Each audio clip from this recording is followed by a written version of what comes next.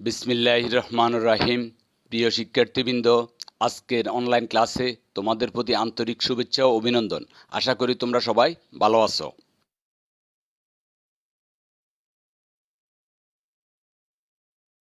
আজকের অনলাইন ক্লাসে তোমাদের সবাইকে স্বাগত জানাচ্ছি।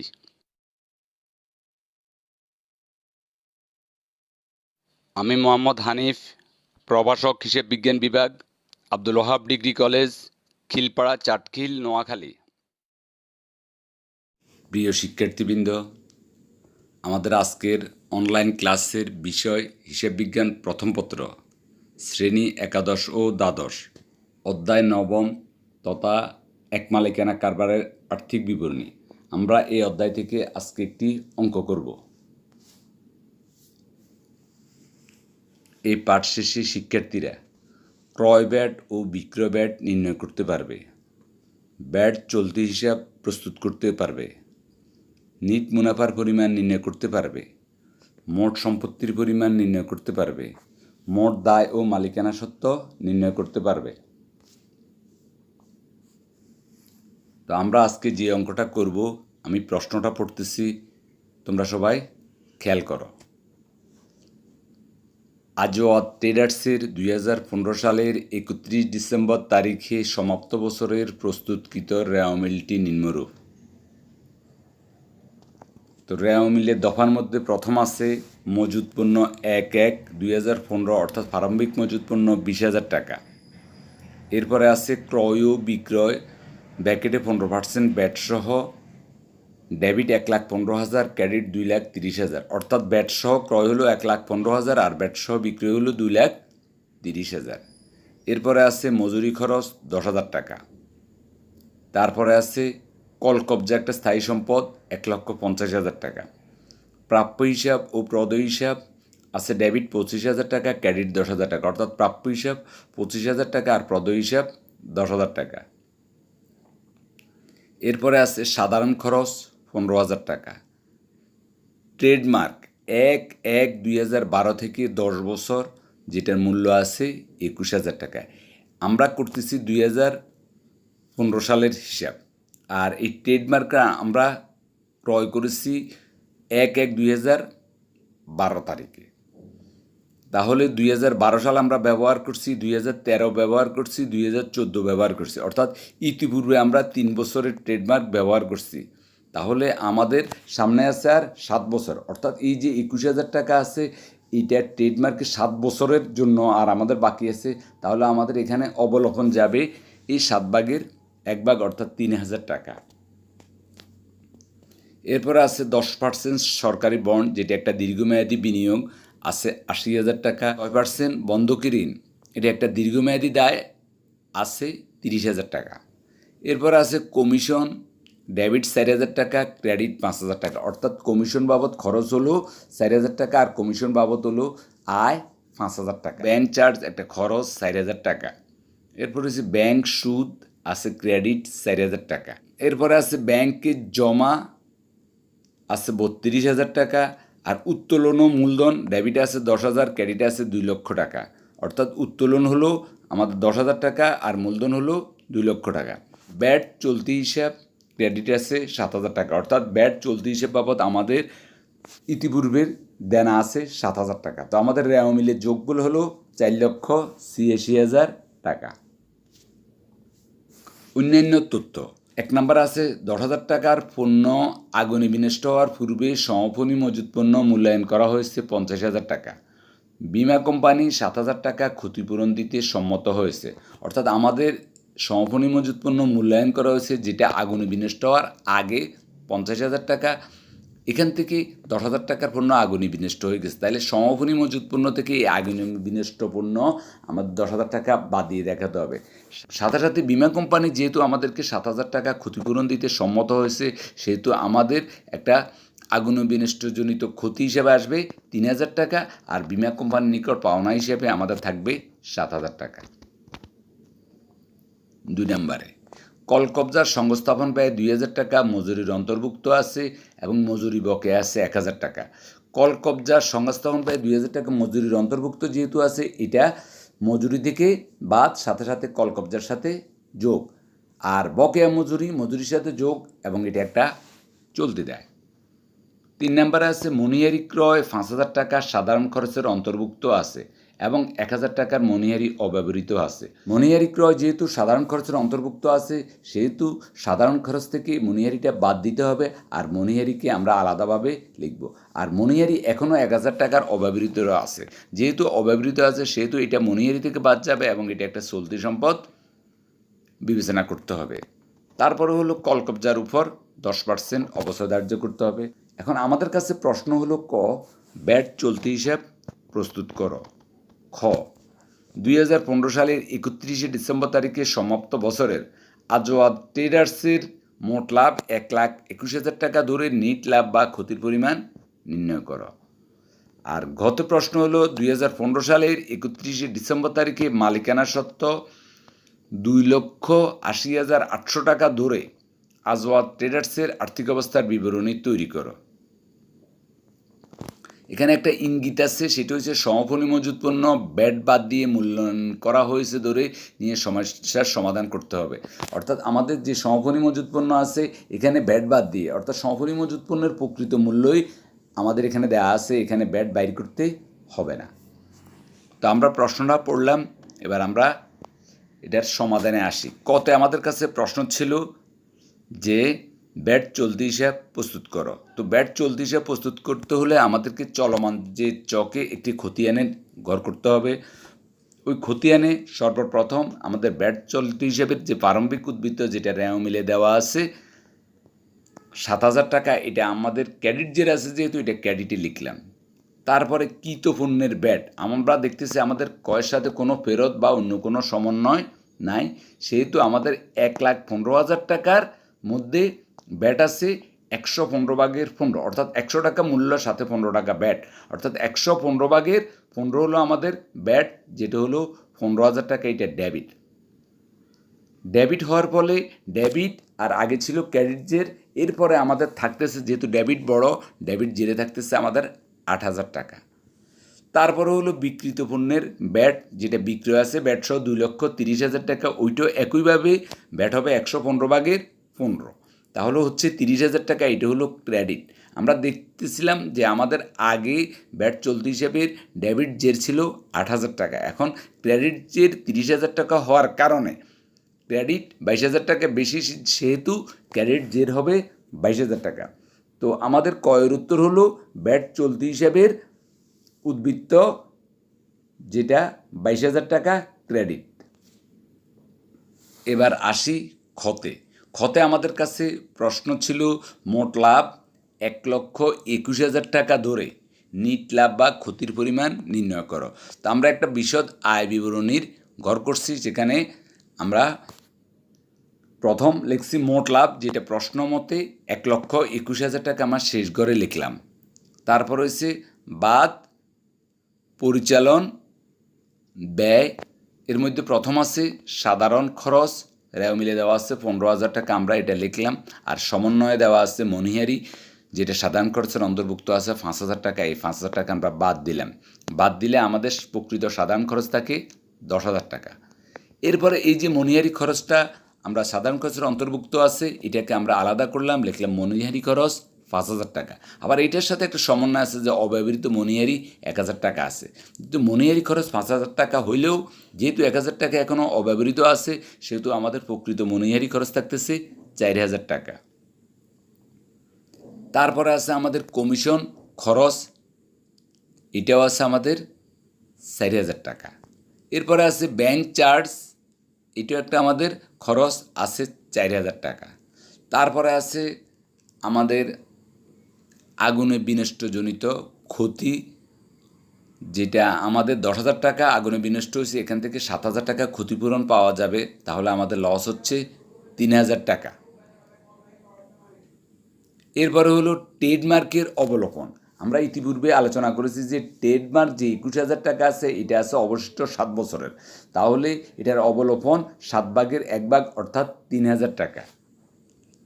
আর এরপরে আছে কলকবজার অবসর, যেটা 10% হারে আমাদের রেওয়া মিলে কল কবজা আছে 1,50,000 টাকা, সংস্থাপন ব্যয় যেটা মজুরির অন্তর্ভুক্ত আছে 2,000 টাকা, আমরা ধরে নিচ্ছি পুরোটা 1,52,000 টাকা আমাদের কল কবজা, এটা 10% সরল হারে আমরা ধরছি 15,200 টাকা। তাহলে আমাদের মোট পরিচালন ব্যয় হচ্ছে 43,200 টাকা। মোট লাভ থেকে পরিচালন ব্যয় বাদ দিলে থাকে 77,800 টাকা। এটা হলো আমাদের পরিচালন আয়। এটার সাথে যোগ অপরিচালন আয়। অপরিচালন আয়ের মধ্যে প্রথম আছে আমাদের কমিশন আয় যেটা 5,000 টাকা, তারপরে হলো ব্যাংক জমার সুদ যেটা আছে 4,000 টাকা, সর্বশেষ আছে বিনিয়োগের প্রাপ্য সুদ যেটা সরকারি বন্ডের উপর আমরা সুদ পাওনা আছি, সেখানে আছে 5,000 টাকা। তাহলে আমাদের মোট অপরিচালন আয় হলো 14,000 টাকা। এই পরিচালন আয়ের সাথে অপরিচালন আয় যোগ করলে হবে 91,800 টাকা। আর এখান থেকে বাদ অপরিচালন ব্যয় যেখানে শুধু একটা আছে, সেটা হলো বন্ধকি ঋণের বকেয়া সুদ, সেটা হলো 1,000 টাকা। এই 1,000 টাকা বিয়োগ দিলে আমাদের থাকে নিট আয় যেটা 90,800 টাকা। তো আমাদের ক্ষয়ের উত্তর নিট আয় হলো 90,800 টাকা। এবার আসি গতে আমাদের কাছে প্রশ্ন ছিল মালিকানা সত্ত্ব 2,80,800 টাকা দরে আর্থিক অবস্থার বিবরণী প্রস্তুত করো। তো আমরা আর্থিক অবস্থার বিবরণীর ঘর করেছি প্রথমে লিখছি সম্পত্তিসমূহ। সম্পত্তির মধ্যে আমরা লিখছি চলতি সম্পদ। চলতি সম্পদের মধ্যে প্রথম ব্যাংক জমা যেটা আমাদের আছে 32,000 টাকা, রেও মিলে আমরা এটা লিখলাম। তারপর আছে সমাপনী মজুত পণ্য সমন্বয় আছে 50,000 টাকা, এর মধ্যে 10,000 টাকা পণ্য আগুনে বিনষ্ট হয়েছে, তাই সমাপনী মজুত পণ্য নিট থাকতেছে 40,000 টাকা, আমরা এটা লিখলাম। এরপরে আছে আমাদের প্রাপ্য হিসাব, তাও রেওয়া মিলে আছে 25,000 টাকা। আর তারপরে আছে আগুনে বিনষ্ট পণ্যের ক্ষতিপূরণের স্বীকৃতি ও দাবি, অর্থাৎ বিমা কোম্পানি ক্ষতিপূরণ দিতে সম্মত হয়েছে যে অংশ, সেটা এখানে প্রাপ্য সম্পদ হিসেবে আসবে 7,000 টাকা। তারপরে আসতেছে আমাদের অব্যবহৃত মণিহারি। ওই যে মণিহারি ব্যবহারের পর যেটা আমাদের হাতে রয়ে গেছে, এটা একটা চলতি সম্পদ 1,000 টাকা। এরপর হলো আমাদের বিনিয়োগের প্রাপ্য সুদ যেটা আমরা বের করেছি 5,000 টাকা। তো আমাদের মোট চলতি সম্পদ হলো 1,10,000 টাকা। এরপরে আসি দীর্ঘমেয়াদী বিনিয়োগ। তো দীর্ঘমেয়াদী বিনিয়োগ আছে 10% সরকারি বন্ডে বিনিয়োগ আছে আমাদের 80,000 টাকা। আমাদের চলতি সম্পদ এবং বিনিয়োগ মিলে আমাদের হয় 1,90,000 টাকা। আসি আমাদের স্থায়ী সম্পত্তি। স্থায়ী সম্পত্তিতে সর্বপ্রথম আছে কল কবজা যেটা রেওয়া মিলে আছে 1,50,000 টাকা। এটার সাথে যোগ করেছি সমন্বয় বলা আছে যে সংস্থাপন ব্যয় যা মজুরির অন্তর্ভুক্ত 2,000 টাকা, যোগ করলে হবে 1,52,000 টাকা। আর এইটার বাদ অবশ্যই যেটা 10% ধরতে বলেছে, আমরা সরল হারে 10% ধরলে 15,200 টাকা হয়। এই 1,52,000 টাকা থেকে 15,200 টাকা বাদ দিলে থাকে 1,36,800 টাকা। তারপরে আছে ট্রেডমার্ক যেটার মূল্য দেওয়া আছে 21,000 টাকা। বাদ অবলোপন যেটা 7 ভাগের 1 ভাগ, আমরা 3,000 টাকা লিখলাম, থাকতেছে আমাদের 18,000 টাকা।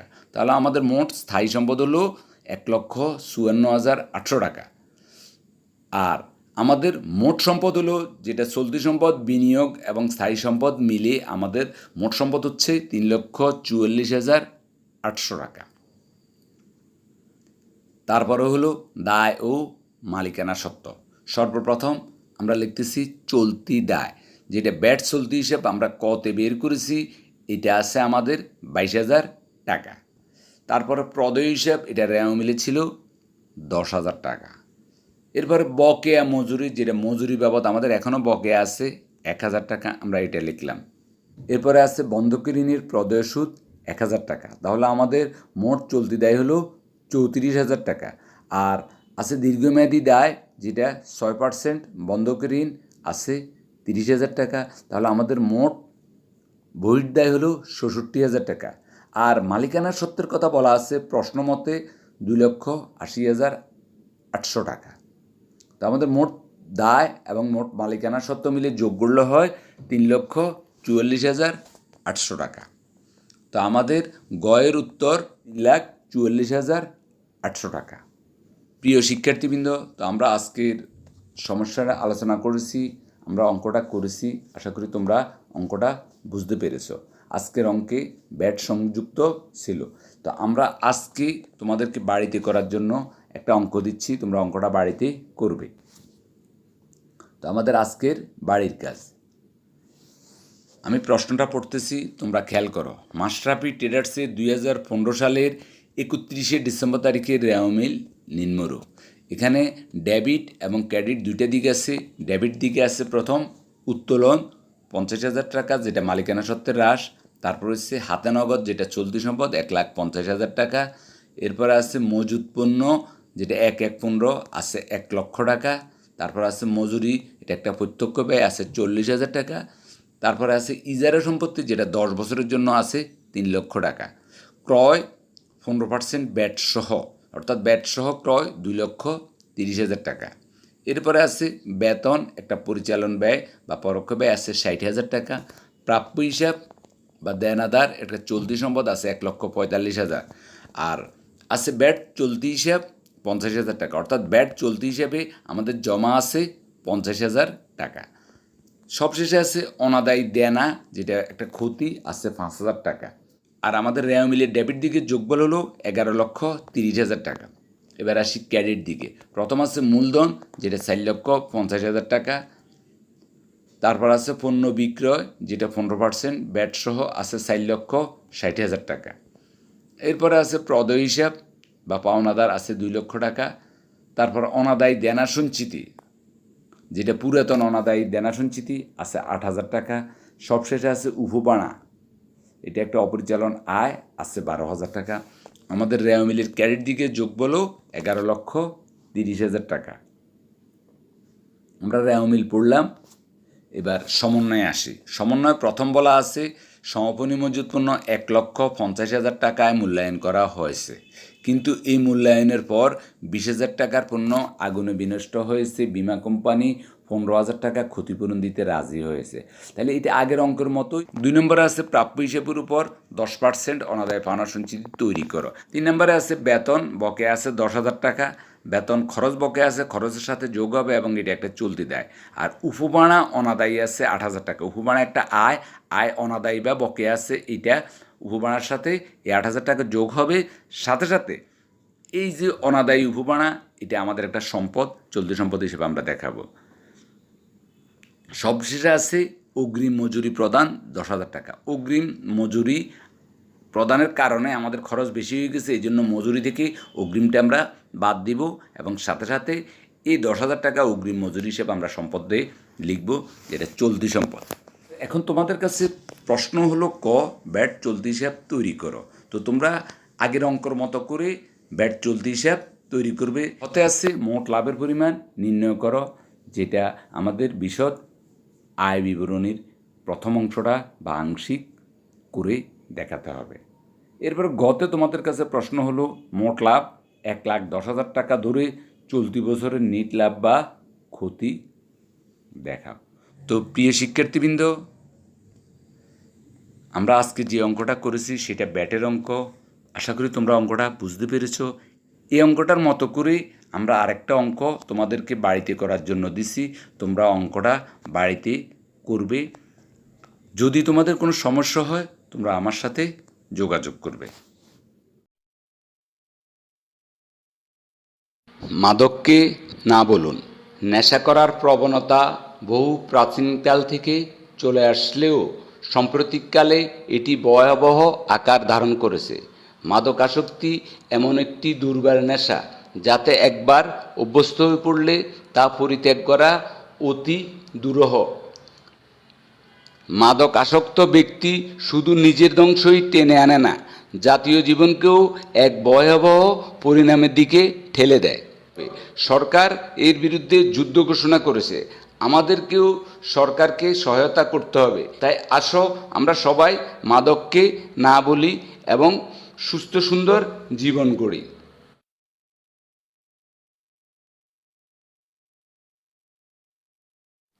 পরিশেষে সবাইকে ধন্যবাদ জানিয়ে আজকের অনলাইন ক্লাস এখানেই শেষ করছি। পরবর্তী অনলাইন ক্লাসের জন্য তোমরা সবাই প্রস্তুত থেকো। সেই পর্যন্ত বিদায়। আল্লাহ হাফেজ।